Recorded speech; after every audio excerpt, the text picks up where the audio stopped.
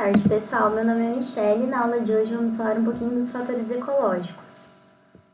Então eu trouxe essa imagem aqui porque eu queria que vocês refletissem um pouquinho sobre o que isso quer dizer. Então eu queria que vocês pensassem o que tem, tratando-se de fatores ecológicos, o porquê que o leão correria atrás de uma zebra. Eles estão brincando de pega-pega? Óbvio que não.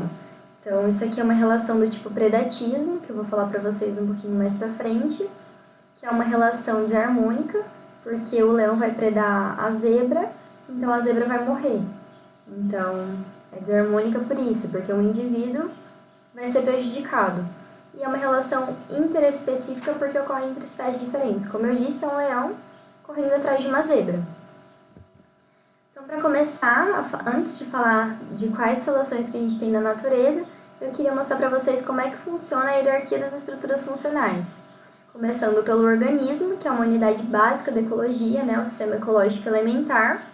E esse organismo, indivíduo, quando ele se agrupa com outros indivíduos da mesma espécie no mesmo local, a gente tem as chamadas populações. E quando essas populações interagem com outras populações, a gente tem as chamadas comunidades. E essas comunidades, quando elas interagem com o meio físico-químico, então fazendo o fluxo de energia, a ciclagem de nutrientes, a gente tem a formação dos ecossistemas. E quando todos os ecossistemas ali estão interagindo, a constituição de todos eles, a gente tem a biosfera, que é numa escala maior, seria o todo. Aí eu trouxe uma outra imagem aqui para vocês verem, desde o organismo sozinho, que vai interagir com outros organismos da mesma espécie, formando as populações, que vai interagir com espécies diferentes, de populações diferentes, vamos ter as comunidades. E essas comunidades, quando fazem fluxo de energia, ciclagem de nutrientes, a gente vai ter os ecossistemas. E quando junta todos os ecossistemas que a gente tem no planeta, a gente tem a biosfera, que é um processo global. Eu trouxe outro esqueminha aqui para vocês verem de uma maneira diferente, como eu disse, é um esquema, uma representação. A gente tem aqui pontinhos de cores diferentes. Cada pontinho de cor diferente seriam indivíduos de espécies diferentes. Por exemplo, temos pontinhos pretos, amarelos, roxos, vermelhos, azuis, cada um é uma espécie. Então, quando essas espécies, por exemplo, de pontinhos pretos, um indivíduo de pontinho preto interagem com outros indivíduos de pontinho preto, a gente tem as chamadas populações. Populações de espécies diferentes, no caso aqui tem preta, amarela e lilás, interagindo entre si, a gente tem as comunidades. Aqui a gente tem uma comunidade, duas comunidades, três comunidades, e quando essas comunidades interagem fazendo a ciclagem de nutrientes, trocando matéria e energia, a gente tem um processo maior que é o ecossistema. Então nessa imagem a gente tem aqui representando 3 ecossistemas. Na natureza ocorre muito mais, mas como eu disse, é uma representação. E quando todos os ecossistemas do planeta estiverem juntos, a gente tem a biosfera, que seria esse círculo maior, azul. Então, eu queria mostrar para vocês que, falando um pouquinho sobre a simbiose, sim quer dizer junto, bio quer dizer vida e iosis quer dizer uma condição. Então, a interação entre os organismos origina um conjunto de associações e inter-relações, ou seja, toda associação de espécies diferentes é uma simbiose. E eu falei isso porque a gente vai falar muito sobre relações. No caso, a gente tem as relações, elas podem ser classificadas como intraespecíficas ou interespecíficas. Nas intraespecíficas, elas ocorrem entre indivíduos da mesma espécie. Já as interespecíficas, elas ocorrem entre indivíduos de espécies diferentes. Mas, além disso, a gente pode classificar as relações como sendo harmônicas ou desarmônicas. As relações harmônicas, elas são aquelas que não causam prejuízo aos envolvidos. Ou seja, ou os dois vão ser beneficiados, ou um vai ser beneficiado e o outro não vai ser prejudicado. Então, é indiferente para o outro que não é prejudicado, mas de qualquer forma, nenhum deles vai ser prejudicado. Já nas desarmônicas, obrigatoriamente, um vai ser beneficiado e o outro prejudicado. Eu trouxe essa tabelinha aqui para mostrar para vocês que as relações intraespecíficas e interespecíficas, e nas duas a gente tem as harmônicas e desarmônicas. Eu vou falar um pouquinho para vocês de cada uma delas. Começando então pelas relações intraespecíficas harmônicas, como eu disse, entre mesma espécie, em que ou os dois indivíduos vão ser beneficiados, ou apenas um deles vai ser beneficiado, o outro é indiferente. No caso, a gente tem as colônias. Então, são indivíduos que estão unidos anatomicamente e eles vão atuar em conjunto e às vezes repartir funções, como por exemplo os corais. Então, essa imagem aqui é uma colônia de corais. Aí a gente tem também as sociedades, que diferente das colônias, os indivíduos eles são independentes, ou seja, eles não estão unidos anatomicamente. Vocês podem ver aqui, ó, uma abelhinha, duas abelhinhas, três. Aqui tem a rainha.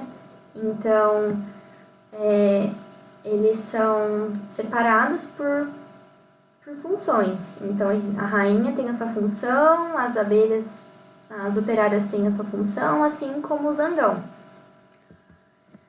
Sobre as relações da mesma espécie desarmônicas, a gente tem a competição. A competição ela tem entre mesma espécie, entre espécies diferentes, o que vai mudar é o motivo pelo qual o animal compete.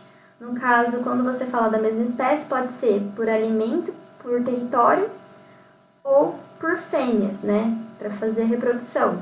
Isso não ocorre entre espécies diferentes, eles só vão competir por alimento ou território. E a competição ela existe praticamente em todas as espécies. A gente tem também a protocooperação, que são indivíduos associados que vão se beneficiar e a associação não é obrigatória. Então, se ocorrer, vai ser boa para os dois. Mas se não ocorrer, eles sobrevivem tranquilamente, como por exemplo o caranguejo eremita e a anêmona do mar. Então aqui o vermelhinho é o caranguejo e aqui a gente tem por cima a anêmona. A gente tem também o inquilinismo, que é um indivíduo vai usar o outro como moradia, mas não vai prejudicar ele. Por exemplo, o peixe-agulha e o pepino do mar. Então aqui é o peixe-agulha e o pepino do mar. Não vai ser, o peixe vai ser beneficiado e para o pepino do mar vai ser indiferente. Aí a gente também tem as plantas epífitas sobre árvores, né? No caso a gente tem o epifitismo. Então a planta está sobre a árvore, para a árvore é indiferente e para a planta vai ser benéfico, ela vai ter moradia, vai estar mais longe do solo, evita ser predada, né? A gente tem também o comensalismo, no caso o indivíduo ele vai se alimentar do resto do outro, então não vai ter prejuízo nenhum. Por exemplo, a gente tem as hienas, que aproveitam os restos das presas dos leões. E a gente também tem o peixe, que vai se alimentar dos restos do alimento que o tubarão comeu. Então, o tubarão está se alimentando, vai sobrando restos, e esse resto o peixinho vai lá e vai se alimentar. A gente também tem o mutualismo, que os indivíduos, os dois vão ser beneficiados, mas essa associação ela é obrigatória. Então, um não sobrevive sem a presença do outro. Por exemplo, as algas e os fungos que vão formar os líquens, né? Essa imagem aqui é um líquen sobre uma árvore. Agora, falando um pouquinho sobre as relações interespecíficas desarmônicas, a gente tem a competição. Então, são indivíduos, como eu disse, eles vão competir por recursos, alimento, território. E como, por exemplo, os animais que se alimentam no mesmo tipo de planta. Então, a gente pode ter animais de espécies diferentes competindo pela mesma planta. A gente também tem o amensalismo, que está relacionado a indivíduos que vão liberar substâncias que vão inibir o crescimento do outro. Por exemplo, os fungos que liberam antibióticos contra as bactérias. Então, um inibe o outro, por isso desarmônica. A gente também tem o herbivorismo, que são animais, né, herbívoros. Eles vão se alimentar de plantas. A gente tem os gados que se alimentam do capim e a gente também tem o panda que está se alimentando de plantas. Temos também o predatismo, que foi a primeira imagem que eu mostrei para vocês, que são os animais carnívoros que vão matar outros animais para se alimentar. Por exemplo, a gente tem um gavião que devora pássaros e roedores, mas a gente também tem o leão que devora uma zebra. A gente também tem, por último, o parasitismo. O parasitismo, ele pode ser um indivíduo vai viver à custa do outro, que vai causar obrigatoriamente prejuízo para o indivíduo que ele vai estar se alimentando. Geralmente não leva à morte. Por exemplo, as lombrigas que parasitam o intestino humano. Essa primeira imagem aqui é um exemplo de um parasitismo. Aqui é uma lombriga não, é uma tênia que está se alimentando, está dentro do intestino de um homem. A gente também tem o ectoparasitismo, né, porque ele é por fora. Aqui a gente tem o endoparasitismo, né, então a tênia está dentro do intestino se alimentando, e o ectoparasitismo, no caso, a gente tem um carrapato do lado de fora se alimentando. Mas a gente também tem plantas que são parasitas, então elas vão estar sobre outras plantas e vivendo a custas delas. E eu espero que vocês tenham entendido. Se tiver alguma dúvida, é só entrar em contato. Eu vou deixar o meu e-mail, caso alguém tenha alguma dúvida. E obrigada, pessoal, pela atenção.